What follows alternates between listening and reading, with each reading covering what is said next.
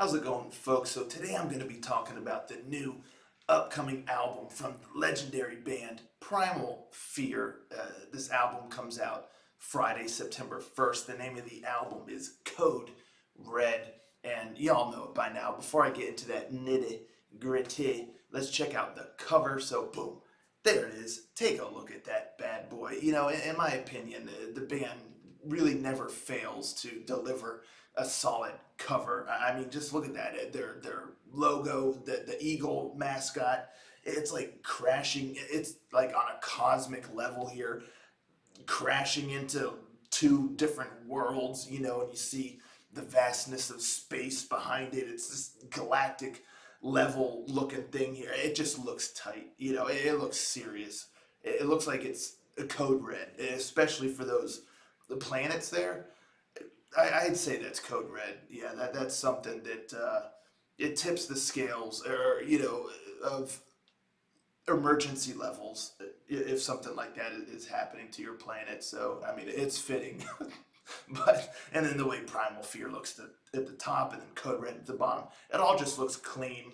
The details nice, the color. So aesthetically, killer cover. And I also like to talk about, does the cover properly convey the music contained on the album? Say you're at the record shop or CD shop or what have you, never heard of this band before, and you see this cover and you're like, man, that looks cool. Does it give you a good idea of what style it is? If you're just to buy it without listening to it ahead of time, absolutely. I think there's no mistake in here that you're getting some heavy metal, whether it's on the power variety or speed, or I mean, it's heavy metal. It suits the sound here. You're not going to buy this and think you're getting some indie pop or something like that. Now, I mean, not to say an indie pop band wouldn't do a cover like this, but that'd be a bit misleading in my opinion. But no, there's no mistake in the style of music you're going to get here. So you buy this bad boy expecting some heavy metal, you're going to get home and you're going to be quite pleased. So yeah, A plus on both fronts. Aesthetically, looks awesome, and it properly conveys the style, of the music contained on the album. So that's the cover. Now for the album itself, Bad Boy's got 11 tracks on here. Comes in at about 58 minutes, just shy of an hour. Solid length here. Um, I'll talk about it a little bit later. I think it could have been shortened a smidge. That's really one of my only critiques on the album. Spoiler alert, that pretty much everything I have to say is good. But there's one thing, that slight. I'll talk about it. Anywho, so this is Primal Fear, folks, and they deliver that classic Primal Fear sound. And one thing I really enjoyed about this album is it it, it captures their classic sound. Like any diehard old school fans of the band are not going to be disappointed here because it feels like Primal Fear, but it also feels like there's a slight evolution, a bit, a modern touch. It doesn't feel like it's just rehashing what they've done before. It really feels like they've taken an extra step and have brought something new while still maintaining the feel of the old. And so it's just a great sound. And like I said, it really kind of bridges the gap between, a more modern approach with the classic, feel of the band. So it pleasing for all audiences. Someone who's never heard the band before would be like, oh man, this sounds tight, sounds kind of classic, but like it also still feels fresh and new. While the old school diehard fans of the band are going to be like, yeah, I mean, this is still Primal Fear, just with a fresh coat of paint. And it's, in my opinion, it's definitely one of my favorite Primal Fear albums that they've ever released. And and that's saying a lot, especially as the band has released multiple albums. This one, it's up there. It's up there. I just enjoyed it thoroughly, and to me, it's far superior to Metal Commando, their previous release. So, I mean, they've taken it up a notch. I feel like they've really delivered here with the quality and freshness and diversity, throughout the album. But whether the guitars are chugging or whether it's speedy, it's heavy. This it's a heavy album, heavy power metal. And like I said, at times the guitars are real chuggy, sometimes a nice rhythmic feel to it, other times a bit more on the speedy side, some of that classic speedy Primal Fear style. But it's all heavy, and it's just the songwriting doesn't take a back seat, to the heaviness. Sometimes a band will just throw a bunch of heaviness out there and kind of hide behind it. Songwriting wise, it's like, oh, this is heavy. This is some basic, just heavy riffs, and bang your head and call it a day. No, I mean, yes, you lots of head banging moments, lots of punchiness in here, but the songwriting does not take a back seat to just a bunch of heavy guitars and all that good stuff. The songwriting is really well done. Everything works together well, and like I said, there's nice diversity in sound throughout the album. Great guitar licks, and Ralph Sheepers, of course. This album gives him just full control and range of his voice. I mean, he just delivers on every aspect that you would expect from him, from killer highs to a more lower register and more heartfelt, almost delivery of vocals, as well as very aggressive and punchy vocals. I mean, the whole spectrum of his vocal prowess is on display here, and that's also a testament to just the songwriting, giving the vocalist that freedom to really, you know, explore his whole range. And yeah, the guitar work, I mean, there's some killer heavy riffs here. There's some killer speedy licks and solo work and melodies and all that. The drums are pounding. Everything sounds nice and heavy, like I said. And it packs a punch. And killer melodies, just like I said, everything just works together very well because you have this great guitar work, through the riffs and solos and melodies. You have great vocal melodies, and just the arrangement of the songs, it's done really well. So I mean, you can tell Matt Sinner, I mean, he knows what he's doing here, and he's highly talented songwriter, to say the least. And, it shows. It's all on display here. So, yeah, everything sounds great. Like I said, sometimes rhythmic, sometimes chuggy, other times more speedy. But it just all has this nice, heavy power metal sound that just, I felt like while listening to a lot of these songs, I felt like I was just growing muscles just listening to this. It didn't actually translate to physically growing muscles clearly, but it felt like I was. So, I'm sitting there just like getting really into it, and it has that power, it has that energy behind it. And like I said, it's one of my favorite releases the band has ever done. I'm very pleased and just was excited listening to this album. But yeah, it starts out track one with Another Hero, which was released as a single, and anyone who saw my reaction knows I had some mixed feelings about it. It felt, it didn't quite have that spark that I was kind of expecting, but it's grown on me since, and I do think having it as the first track was a good idea. It's a great kind of warm up, leading into the album. It's nice melodic. It's heavy, but not as heavy as some of the other songs on here. It's a great introduction to the album. Like I said, it grew on me quite a bit. And then track two, Bring That Noise. I love this song. It really has, in the chorus, I love the vocal melody and all that, but it has one of my favorite guitar melodies in the chorus here. It's just killer. Track three, Deep in the Night, was released as a single. One of my favorite songs on here. I mean, what a rhythm, what a riff, what a chuggy feeling. Ralph Sheepers' vocals are just on point and all over the place. What a dynamic song. Just awesome. And when I heard that song as a single, I was like, this is going to be the best song on the album.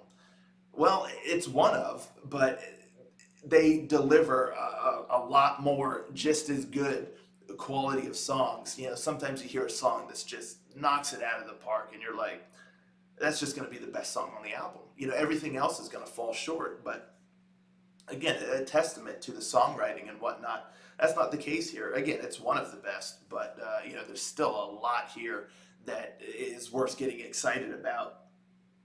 Track 4 is a real heavy kind of.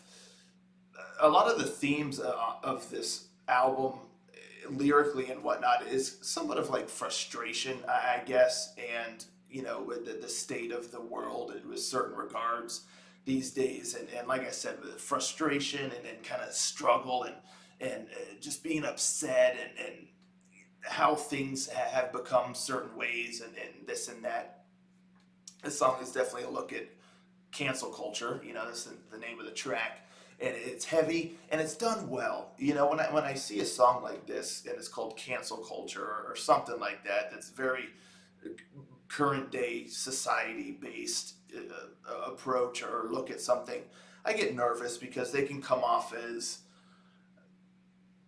just a bit heavy-handed, if you will, or whatnot. But they do a good job here because I think the heaviness works, the lyrics are solid, and just the delivery with the vocals and everything, it works. You know, it's done well. It's one of the longer tracks, but it's nice because they followed up with track 5, Play a Song, and this is one of my favorites on here too. This one, it's got a bit more of a lighter approach than the previous songs, and it's speedy, great melodic melody, and it has, like I said, a bit more of a optimistic approach. It's just a really great song. You know, I love the message. It's just a nice feel good, great melody song.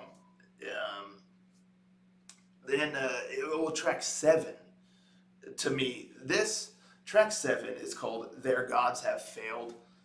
This song to me is the epic of the album. This song is the mic drop of the album. You know, if this album were like a movie, this song here would be, to me, I think would be like the climax. You know, the big climactic scene, you know, about 85 to 90% of the way through the movie or what have you. It's epic. You know, there's choirs involved.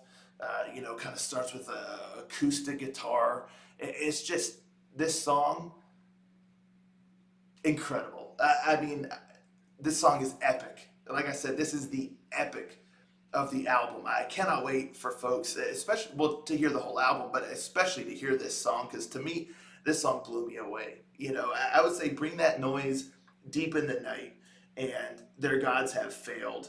I also love Play a Song, but those are like the top, the primo of the album. But yeah, Their Gods Have Failed. That is the epic, the climax, the climactic moment of the album. And here's where I tracks 8 and 9, Steelmelter and Raged by Pain, respectively. They're solid songs, but I feel bad for any song that has to follow Their Gods Have Failed, personally, because that song is just so epic. I know I'm really talking it up, but it's amazing. Um, but I feel like these songs, compared to every other song on the album, don't contribute as much to the album. They feel a little bit more run of the mill, you know, and they're not bad, but they don't really rise above kind of a standard, solid, heavy power metal song, you know. And like I said, compared to the songs surrounding it, you know, on the rest of the album, to me, they just fall a bit short of that level of quality that has been established by the rest of the album.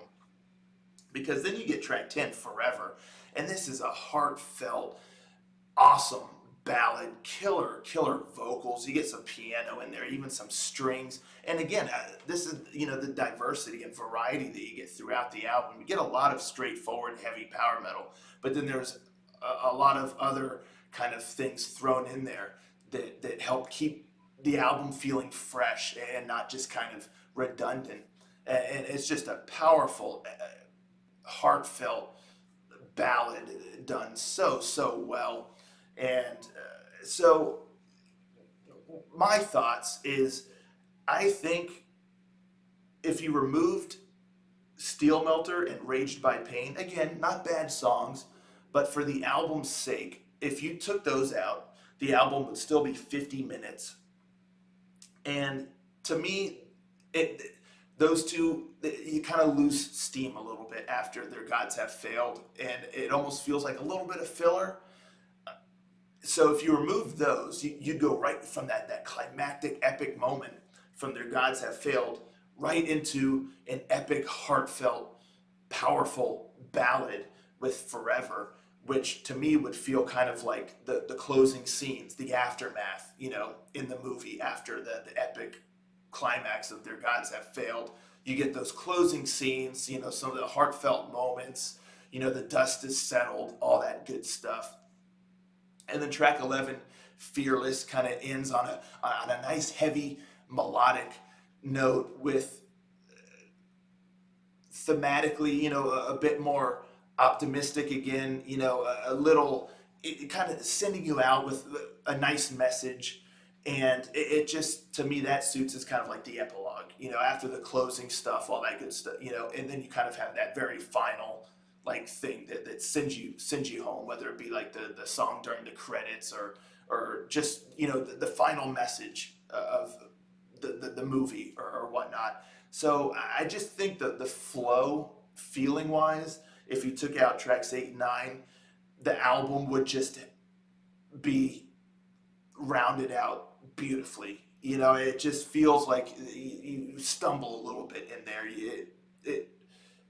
You hit a little bit of a filler moment, or the steam's kind of taken out of it a smidge. So that's my personal thoughts. I think that would have the album just flawlessly, from start to finish, feel like a complete just story, or the complete tale, or what have you. If you take those two out, again, it would still be 50 minutes long. So yeah, that's my thoughts on that there. But yeah, with that being said, it's killer album, killer album. I had my expectations high. I enjoyed it a lot. There's a lot of amazing songs on here. It's a lot of fun, and like I said, at times it feels a little bit more like there's frustration, a little bit more pessimistic, if you will. Kind of a jaded look at the world, but then you also have some moments where it feels like, but you're trying to be optimistic. You're trying to look at what you can do, amidst things that you may disagree with or find that are in turmoil. It's like, but you can only control yourself, and you have to just keep pushing forward. And I dig that. I dig that, because I think a lot of folks feel that way, and that's what I took from the album thematically.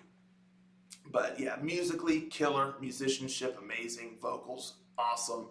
Primal, Primal Fear fans, old and new, I think are going to find a lot to enjoy here. I was quite impressed. And yeah, that's my thoughts on that. And I always tell you folks that if there's one song uh, that I would recommend, if you're like, tell me one song to listen to from the album to decide if I want to hear the whole thing. It's tough to say, really tough to say. I want to say Their Gods Have Failed because that song is epic, but you can't just watch a movie for like the epic climactic moment. You have to have everything around it. So I wouldn't recommend just listening to that. You got to hear it on the album. But I would say just go with Deep in the Night. I love that song. It was already released as a single, anywho, so y'all can check that out if you haven't already. It's rocking. I mean, killer groove and rhythm to it, and power. And it sums up the album pretty well, in that one song there. But yeah, anywho, that's what I got to say about this one here. I'm sorry if I rambled on a little long about it, but I just really wanted to talk a lot about it. I feel like there's a lot going on here, and it deserves, a nice breakdown on my full thoughts, because, this is an album thoughts video. So yeah, those are my thoughts on this bad boy after hearing it a few times. And I'm going to keep listening to it because, I mean, like I said, it is just a rocking album, a lot of great stuff. And Fear Not, Deep in the Night, is not the one and done song on the album. You know, for those who just adored that song, like myself, there's a lot more here also in that same caliber and quality and solid album. So let me know, folks, in the comments down below if you how long you've been a Primal Fear fan. What's your favorite album they've ever released? What do you think of the two singles, Another Hero and Deep in the Night? Are you excited for the new album? And let me know once you've heard the album. Let me know your thoughts in the comments down below. And as I said, that's Primal Fear with their new album, Code Red, coming out via Atomic Fire Records on Friday, September 1st. Thank you, folks, so much for tuning in, and I'll catch you next time. Ranger, out.